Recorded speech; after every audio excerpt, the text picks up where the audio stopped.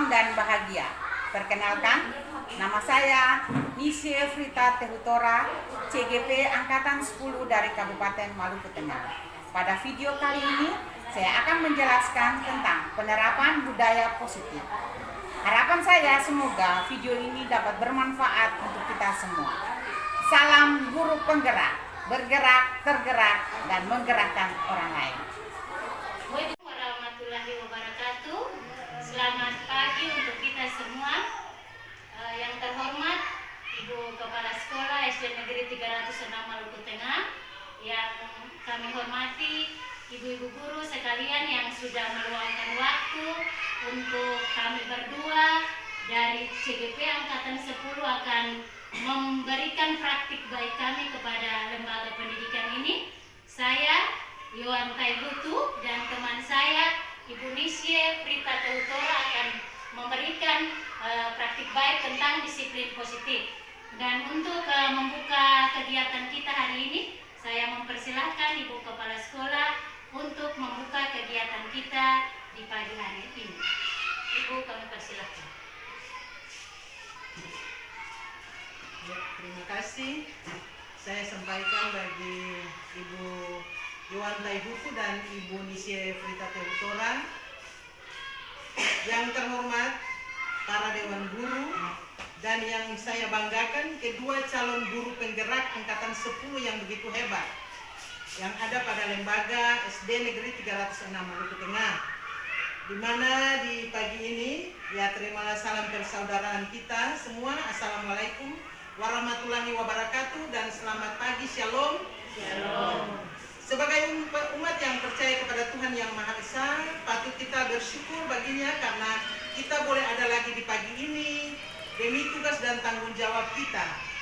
Di mana di pagi ini juga sesuai dengan jadwal CGP Angkatan 10, rekan kita berdua akan memberikan berbagi praktek baik untuk tentang disiplin positif di SD Negeri 306 Maluku Tengah.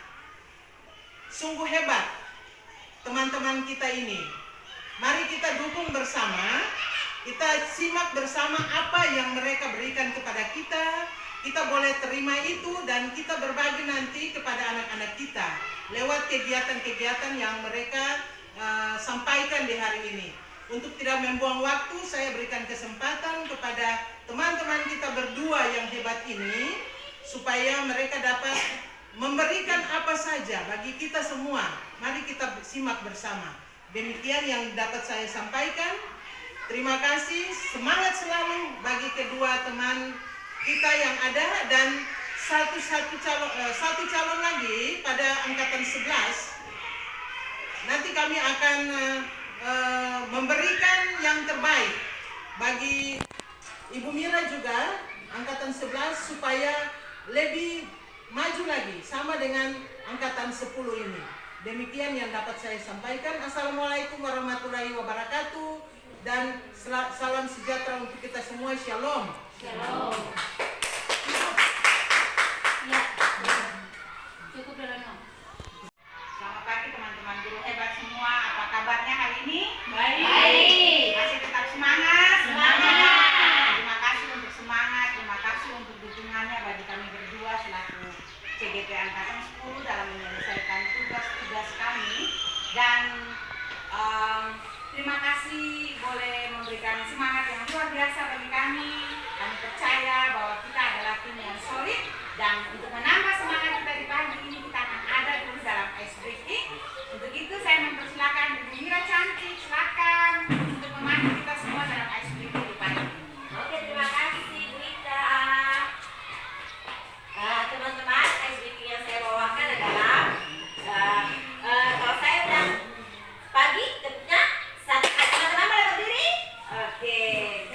Kalau saya udah pagi, tentunya 1 kali, siang 2 kali, sore 3 kali, malam 4 kali. Malam ya. Oke, boleh mulai?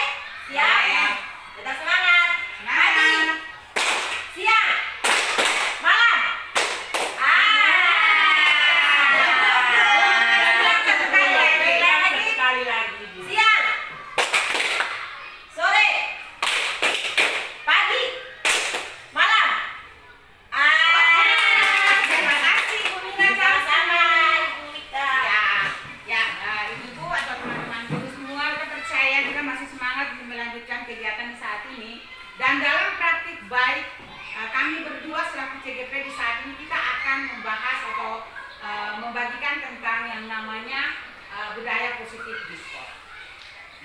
Kesimpulan saya mengenai peran saya dalam menciptakan budaya positif di sekolah, teman-teman, itu adalah seorang guru yang baik harus memiliki kemampuan dalam budaya positif di sekolah. Kita tahu dulu bahwa apa itu budaya positif.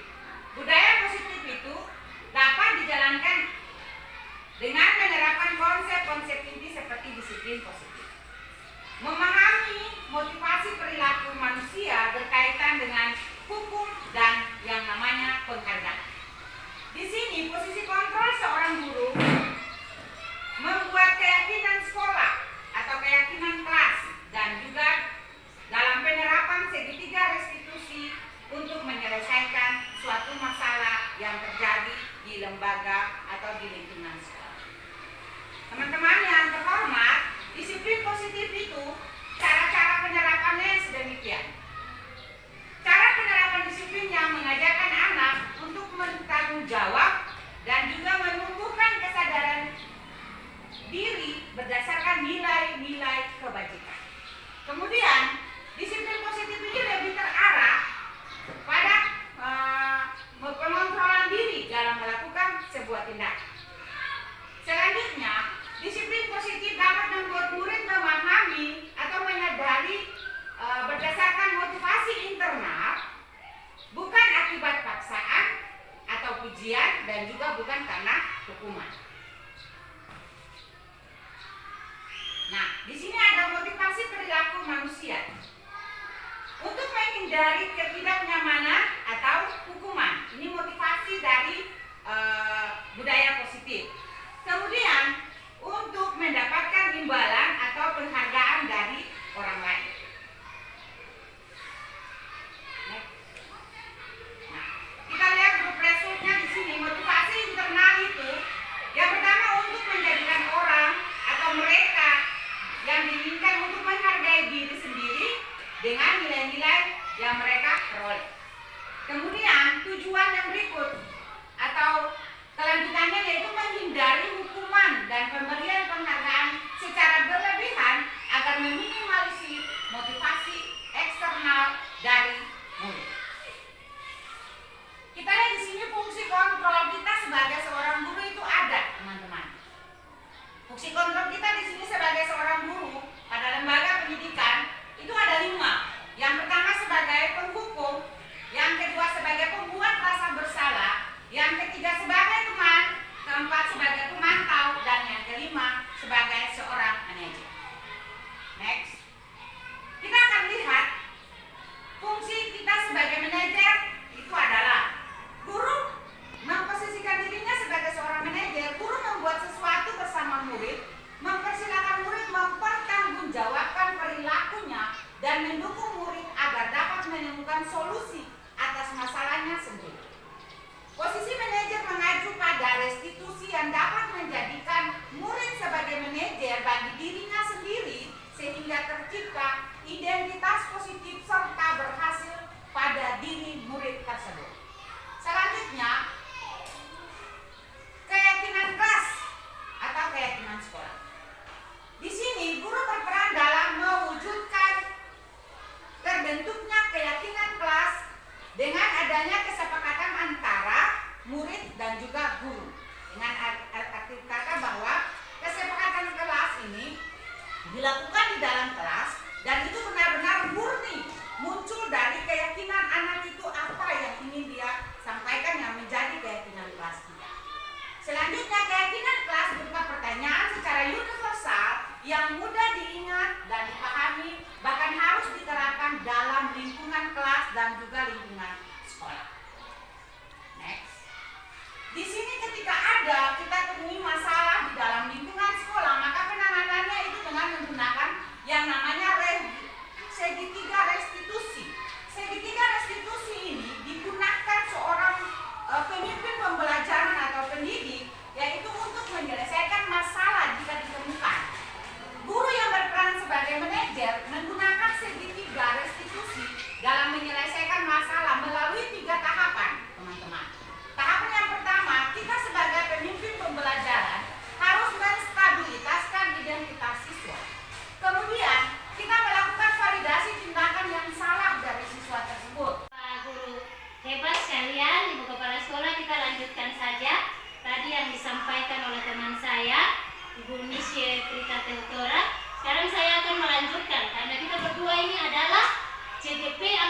10, baru kita 2 ini juga merupakan melakukan pendidikan sama-sama. Jadi kita tidak bisa melakukan video ini terpisah. Jadi saya melanjutkan materi tentang disiplin positif ya.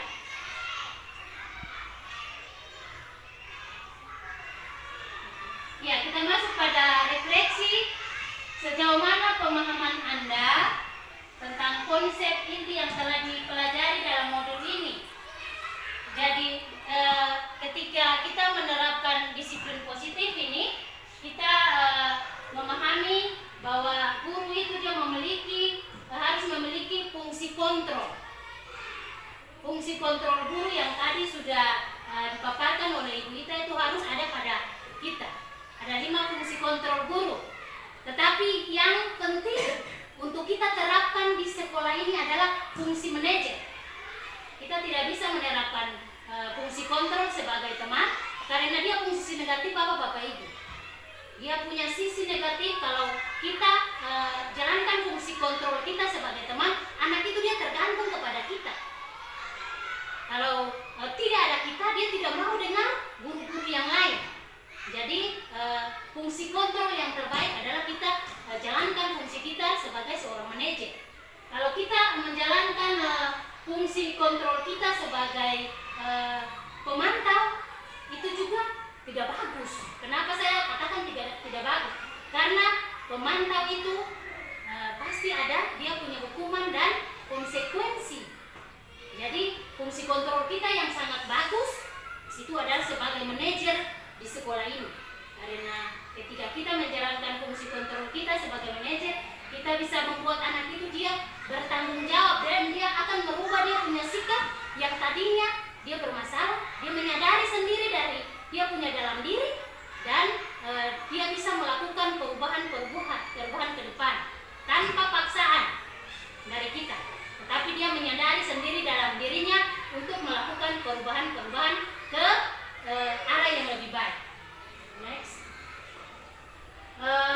Yang menarik dari disiplin positif ini adalah kita mempelajari perilaku manusia berupa penghargaan. Ternyata penghargaan itu biasanya kalau anak-anak dapat juara, anak-anak melakukan yang terbaik atau kasih hadiah. Tapi sebenarnya itu tidak bagus juga, ya, karena dapat merusak hubungan.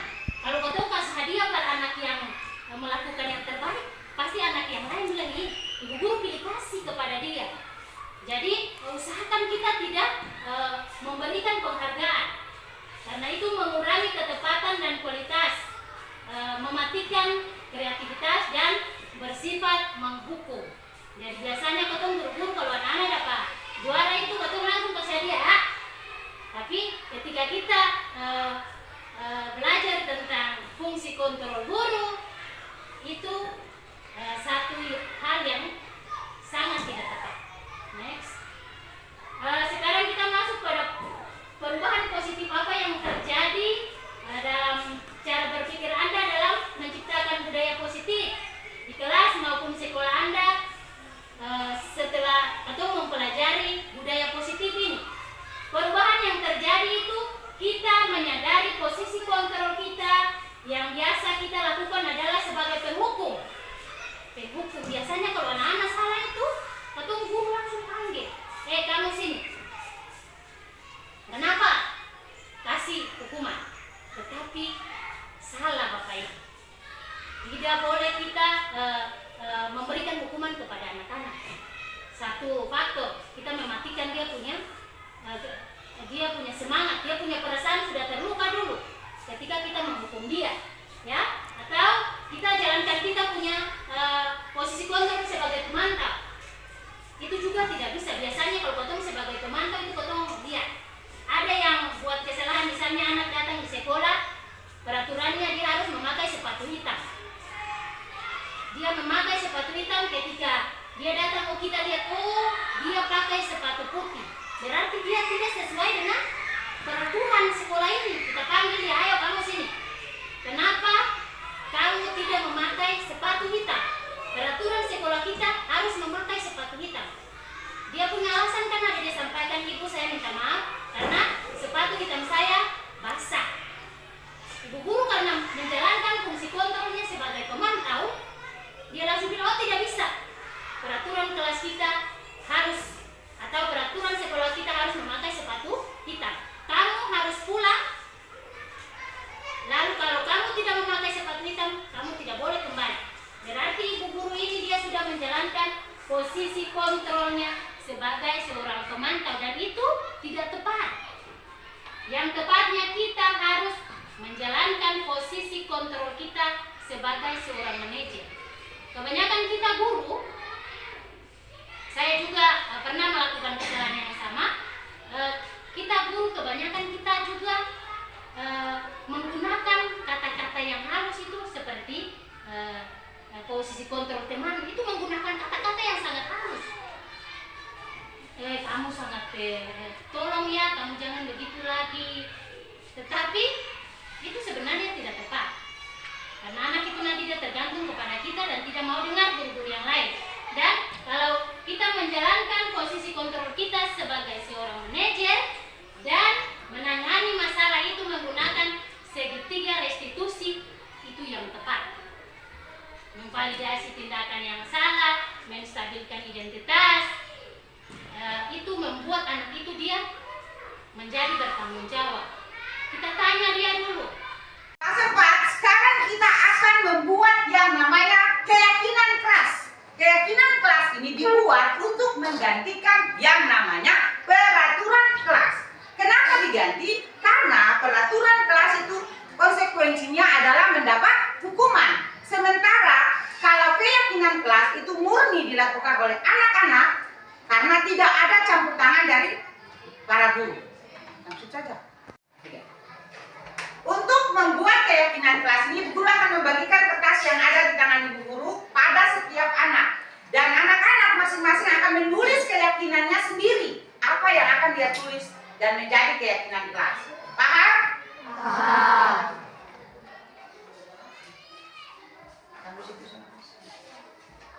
Masing-masing sudah menulis keyakinannya? Sudah. Sekarang kita akan menempel keyakinan yang telah kalian tulis di papan yang telah ibu guru sediakan. Marcelo silakan. Semangat.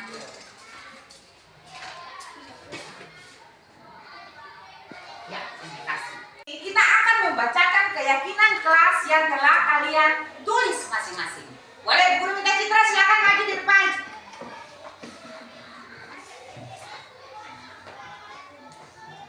Jangan memukul teman di kelas. Ya, terima kasih Citra. Silakan, King maju. Ajar. Kelas 4, ini sudah menjadi yang namanya keyakinan kelas kita. Yang namanya keyakinan kelas berarti itu murni yang dikeyakini oleh anak-anak. Dan ibu guru minta, ibu guru harapkan bahwa keyakinan kelas ini dapat kalian lakukan dengan penuh rasa tanggung jawab. Bisa kelas 4? Bisa.